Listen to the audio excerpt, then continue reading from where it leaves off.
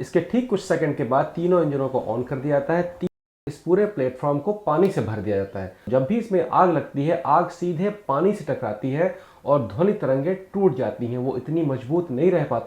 3-3.5 minute के बाद role programme किया जाता है, मतलब कि अब पूरे रॉकेट को घुमाया जाता है और जो हवाई जहाज। मैं इस समय रवि बाबू के कमरे में बैठा हूँ, धूप का आनंद ले रहा हूँ। तबीयत थोड़ी सी खराब थी, टेस्ट वेस्ट सब कर लिया है घर पे, कोई कोरोना वरोना नहीं है।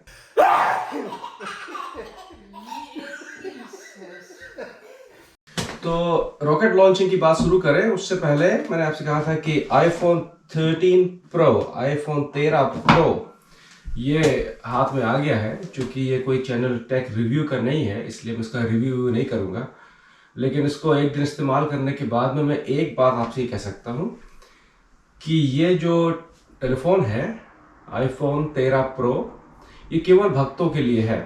भक्त हमेशा मूर्ख होता है और हर आदमी कहीं ना कहीं से मूर्ख होता है, अपना दिमाग नहीं लगाता है और बस पीछे पड़ा रहता है। तो ये मेरी मूर्खता का प्रमाण है। लेकिन चूंकि मैं शराब सिगरेट नहीं पीता हूँ तो उसके पैसे मैंने यहाँ घुसेड़ दिए हैं। लेकिन इसमें कैमरे को छोड़कर ऐसी कोई चीज़ नहीं है कि उसके पीछे आपको दौड़ना पड़े। तो ये मेरा पहला इम्प्रेशन है इसके बारे में। इसका वीडियो और ऑडियो कैसे आता है इसके लिए मैं करता हूँ कि इसी से पूरा प्रोग्राम बनाते हैं तो आपको एक आइडिया मिल जाएगा। अभी मैं एक रेगुलर कैमरे पे बैठा हूँ और अब मैं इसको ऑन करता हूँ। तो अब जो आप देख रहे हैं ये आईफोन 13 जो नया है उसका वीडियो है। दोनों वीडियो का आपने कंपैरिजन देख लिया है और आवाज़ में फ़र्क जो है वो भी आप देख रहे होंगे। सिर्फ ये फ़र्क है, बाकी जैसा पुराना आईफोन है बिल्कुल वही चीज़ है। सैटेलाइट लॉन्च, तो यहाँ पे केवल हम लोग बात करेंगे कि ज़मीन से उठ के जो 8.5 मिनट तक स्पेस अंतरिक्ष तक पहुँचने की जो यात्रा होती है वो कैसी होती है। उसके पहले और उसके बाद की चीज़ें वो किसी और प्रोग्राम में, अगर आप लोगों को ये वाला अच्छा लग रहा होगा तो। यहाँ सिर्फ बात करेंगे कि जो रॉकेट होता है वो कैसे इकट्ठा किया जाता है, क्या क्या चीज़ें उसमें होती हैं और कैसे उड़ता है। सिर्फ यहीं तक रहते हैं आज का, ठीक है। इस प्रोग्राम को बनाने के लिए मैंने कई किताबों को पढ़ा और जिसमें सबसे ज़्यादा मुझे मदद मिली है वो राइडिंग रॉकेट। उस किताब में जो लिखा हुआ है उससे संबंधित वीडियो बना हुआ है। इसके बारे में और जानकारी आप इस किताब से ले सकते हैं। तो राइडिंग रॉकेट जो किताब है उसमें आपको बहुत सारी जानकारियाँ मिलेंगी। अब प्रोग्राम शुरू करते हैं। जो रॉकेट होता है उसके मुख्य 3 भाग होते हैं। एक जो केसरिया टैंक बीच में होता है, 2 साइड में जो रॉकेट लगे होते हैं, तीसरा जो उसके पीठ पे लदा हुआ माल होता है। वो या तो माल हो सकता है या हवाई जहाज जैसा दिखने वाला एक अंतरिक्ष यान हो सकता है, उसके अंदर अंतरिक्ष यात्री बैठते हैं। तो शुरू करें उससे पहले एक रिव्यू कर लेते हैं कि इसमें कौन कौन से मुख्य भाग होते हैं। ये जो पहला हवाई जहाज नुमा भाग है इसे कहते हैं ऑर्बिटर व्हीकल। इसके अंदर अंतरिक्ष यात्री बैठता है। इसको अंतरिक्ष तक पहुंचाने के लिए इतने ज्यादा तेल मुझे नहीं कहना चाहिए, ईंधन की जरूरत होती है कि ये जहाज अपने अंदर इतना ईंधन नहीं रख सकता है। तो उसके लिए एक अलग से एक्सटर्नल टैंक, उसको कहते हैं ऑरेंज कलर का एक टैंक बांधा जाता है। ये केवल टैंक होता है, उसमें कोई इंजन नहीं होता। इसमें सीधा का सीधा हाइड्रोजन और ऑक्सीजन भरी होती है और ये हाइड्रोजन और ऑक्सीजन इस जहाज को मिलती रहती है और ये जहाज उस हाइड्रोजन और ऑक्सीजन का इस्तेमाल करके अपने आप को मोड़ता हुआ चलता है। और ये टैंक पृथ्वी की सीमा तक ही रहता है, उसके बाद फिर उसको अकेले चलना होता है। लेकिन ये टैंक और हवाई जहाज ही काफ़ी नहीं है अंतरिक्ष तक पहुंचने के लिए। इसके लिए इसके साथ में 2 रॉकेट बूस्टर, 2 रॉकेट भी साथ में लगाने पड़ते हैं जो साथ में और अधिक ताकत लगाते रहते हैं कि कोई तरीके से ये जहाज पृथ्वी की सीमा पार करके अंतरिक्ष में पहुंच जाए। उसके बाद इन सब का काम खत्म हो जाता है।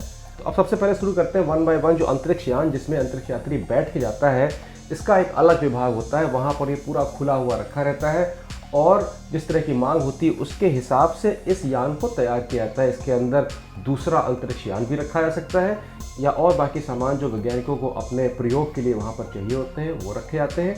ये सारा का सारा एक अलग विभाग में असेंबल करके रखा जाता है। दूसरे विभागों में रॉकेट जो मेन इंजन होता है उसकी तैयारी की जाती है। इसको बिल्कुल टुकड़ों टुकड़ों में बांधा जाता है और हर एक चीज़ की इतनी बेहतरीन जाँच की जाती है कि उसमें गलती की कोई मात्रा न रह जाए, क्योंकि अगर एक बार ये ऑन हो गया तो इसको रोका नहीं जा सकता है। तो इसीलिए इसको बनाने में बहुत समय लगता है। उसके बाद में इसको मेन टैंक से बांधा जाता है। ये जो ऑरेंज टैंक होता है इसके अंदर 2 भाग होते हैं, एक हाइड्रोजन के लिए और एक ऑक्सीजन के लिए। ये यहाँ पर फैक्ट्री में जब ये बांधा जा रहा होता है ये खाली रहता है और ये लॉन्च के तुरंत पहले इसको भरा जाता है। ये ऑरेंज केसरिया टैंक के खड़े होने के बाद जो हवाई जहाज है, हवाई जहाज में कहता हूँ समझने में आसानी होगी, अंतरिक्ष यान है, उसको खड़े पोजीशन में इसके साथ में बांधा जाता है। इसमें 3 कनेक्शन होते हैं, 2 नीचे एक ऊपर। जो नीचे वाले 2 होते हैं, एक हाइड्रोजन के लिए होता है, एक ऑक्सीजन के लिए होता है। यहाँ से ईंधन अंदर जाता है और ये बांधे भी रखता है, और दूसरा ऊपर जो उसकी चोंच को पकड़े रहता है कि गिर न जाए। जब ये पूरा बंध जाता है, इसको बंधने में लगभग 6 महीने से साल 1.5 साल के आसपास लगता है। तब इसको रोलर के माध्यम से लॉन्च पैड पे लाया जाता है, और लॉन्च पैड जो होता है वो मुख्य बिल्डिंग जहाँ से कंट्रोल हो रहा होता है कम से कम 5 किलोमीटर दूर होता है, कि अगर कोई घटना घट जाए, कुछ हो जाए, तो वो बिल्डिंग सेफ रहे। तो 5 किलोमीटर दूर तक रोलर के माध्यम से लाया जाता है। जो रोलर होता है उसकी स्पीड लगभग 1.5 से 2 किलोमीटर प्रति घंटे होती है। तो ये लगभग दिन भर का काम होता है इस बिल्डिंग से लेके वहाँ तक पहुँचाने का। है तो उससे बिजली चली जाए। और 3 आर्म होते हैं, 3 बाहें होती हैं जिससे वो रॉकेट को पकड़े रहता है। उनमें से 2 बाहें, सबसे ऊपर वाली और नीचे वाली, इनका मुख्य काम ये होता है कि उसके आसपास, रॉकेट के आसपास जो गैसें बन रही हैं टैंक को भरते समय या कुछ और काम करते समय, उन गैसों को वो खींचता रहे, क्योंकि वहाँ पर ऐसी कोई भी चीज़ नहीं होनी चाहिए जिससे कि आग भड़क सके। सबसे ऊपर वाली जो बाह होती है उसमें एक टोपी भी होती है। वो टोपी जो होती है ऑरेंज कलर का जो टैंक है जिसके अंदर ऑक्सीजन और हाइड्रोजन भरी हुई है, उसको ऊपर से ढके भी रखती है। वजह ये होती है कि ऑक्सीजन और हाइड्रोजन जब भरा जाता है तो ये बहुत ठंडा होता है। अगर उसको गर्मी ज़्यादा मिलेगी तो ये एक्सप्लोड कर सकता है। इसलिए ये ऊपर से ये टोपी इस पूरे टैंक को ठंडा रखने का भी काम करती है। ये केवल लास्ट मोमेंट पे जब उसको उड़ना होता है उस समय खोली जाती है। और जो तीसरी बाह है इसको ऑर्बिटर एक्सेस आर्म कहते हैं। यहाँ से अंतरिक्ष यात्री और जो लोग हैं उस जहाज के अंदर जाते हैं।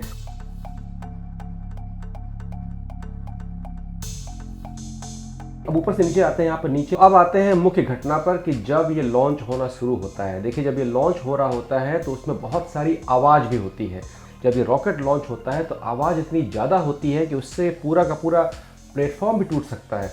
तो उससे उनको बाहरी लोगों की सहायता के साथ में बिठाया जाता है और उसमें फिक्स कर दिया जाता है। अब शटल रॉकेट लॉन्च के लिए तैयार है, लेकिन इसको किसी भी क्षण कैंसिल किया जा सकता है। अगर जरा सी भी मौसम की खराबी है या कोई एक भी खराबी है तो इस पूरे के पूरे कार्यक्रम को अघोषित समय तक के लिए रोका भी जा सकता है। इसलिए जो ऊपर का टॉप है ये बिल्कुल लास्ट मिनट तक इसको पकड़े रहता है।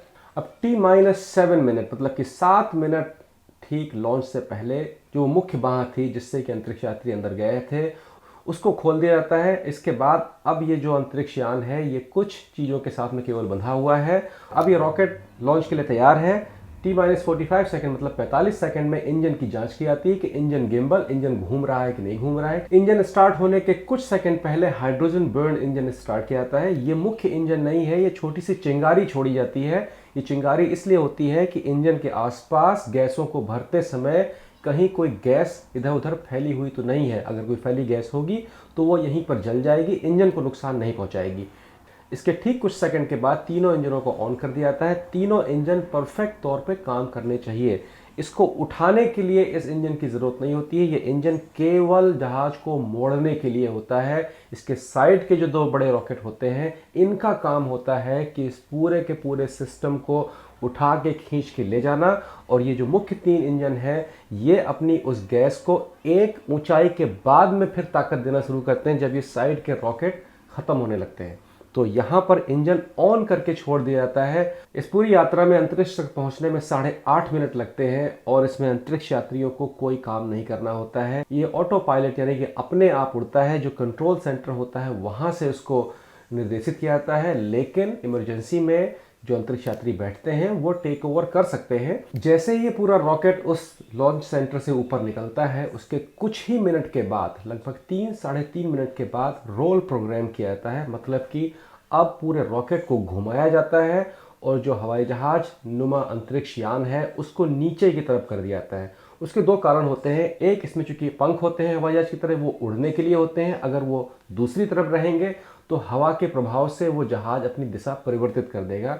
दूसरा ये होता है कि जब ये जहाज नीचे की तरफ होगा तो जो अंतरिक्ष यात्री बैठे हैं उनको पृथ्वी दिखाई पड़ेगी। अगर वो ऊपर की तरफ होगा तो उनको आसमान दिखाई पड़ेगा। जैसे जैसे रॉकेट ऊपर बढ़ना शुरू होता है उसके ऊपर हवा का दबाव बढ़ता चला जाता है। इसे मैकेट वापस पृथ्वी में अपनी निर्धारित जगह पर पैराशूट के माध्यम से समुद्र में गिर जाते हैं, जिसका इस्तेमाल बाद में कर लिया जाता है। अब तक तेल भी खर्च होना कम हो गया है और रॉकेट हल्का भी हो गया है। लगभग 113 किलोमीटर की ऊंचाई पर जब यान बिल्कुल अंतरिक्ष के आसपास होता है, पृथ्वी की सीमा पार कर रहा होता है, तब ये जो ऑरेंज, ये जो भगवा, ये जो केसरिया टैंक है, इसको खोल दिया जाता है और ये वापस पृथ्वी पे चला जाता है और जल के राख हो जाता है। नीचे गिरते गिरते कुछ भी नहीं मिलता है और अंतरिक्षयान पृथ्वी की सीमा पार करके अंतरिक्ष में चला जाता है। अंतरिक्ष में पहुंचने के बाद इसको लगभग 0 पावर की ज़रूरत होती है, क्योंकि वहाँ पर कोई भी चीज़ उसको रोकने के लिए नहीं है। तो यहाँ पर जो इंजन है वो सिर्फ उसको ज़रा सा धकेलने में काम आते हैं और उसको अपनी सुविधा के अनुसार जो वहाँ पे स्टेशंस हैं उसमें जोड़ा जाता है और अंतरिक्ष यात्री अपना काम करते हैं। ये तो एक बेसिक कॉन्सेप्ट था, कैसे रॉकेट वहाँ अंतरिक्ष तक पहुँचता है और अंतरिक्ष यात्री वहाँ अपना काम करते हैं।